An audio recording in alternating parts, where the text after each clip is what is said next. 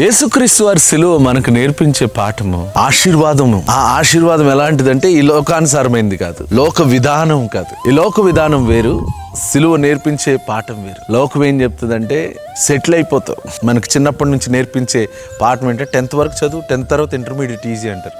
Intermediate చదువుకో, తర్వాత ఇక డిగ్రీ అనేది ఈజీ, డిగ్రీ తర్వాత ఈజీ, లైక్ ప్రతిదీ ఈజీ, ప్రతిదీ సెటిల్ అయిపోతావు. ఆ తర్వాత నుంచి ఇక ఫ్రీ. కానీ బైబిల్ స్ట్రైట్ గా చెప్తుంది, నువ్వు నీతిగా బతకాలనుకుంటే శ్రమలను ఎదుర్కోవాల్సిందే. ఆ శ్రమల ద్వారానే మహిమను పొందుకోగలుగుతావు అనేది మనకు సిలువ నేర్పిస్తుంది.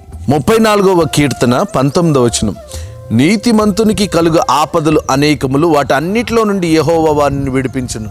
నీతిమంతునికి కలిగేవి ఆశీర్వాదాలు అని మాత్రమే చెప్పట్లేదు బైబిల్.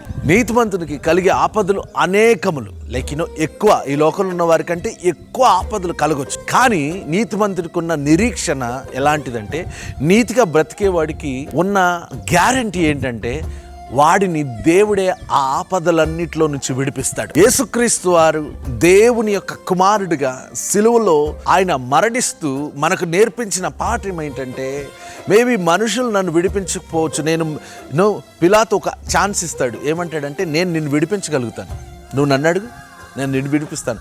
లేదు, నేను ఈ తప్పు చేయలేదు, అసలు నాకు పాపానికి ఏ సంబంధం లేదు, నువ్వు నాకు చెప్తే నేను నిన్ను విడిపించేస్తానని చెప్తాను. కానీ యేసుక్రీస్తు వారు ఛాన్స్ తీసుకోలేదు, ఎందుకంటే ఆయనకు తెలుసు నన్ను విడిపించేవాడు దేవుడు. ఈ ఫేజ్ ఆఫ్ లైఫ్లో, ఈ హార్డెస్ట్ టఫెస్ట్ టైంలో నేను ఎదుర్కోవాలి ఈ సమస్యని అని చెప్పి ఆయన తప్పించుకోకుండా ధైర్యంగా ఎదుర్కొని మరణాన్ని కూడా, మరణపు ముళ్ళును విరిచివేసి అన్నాడు.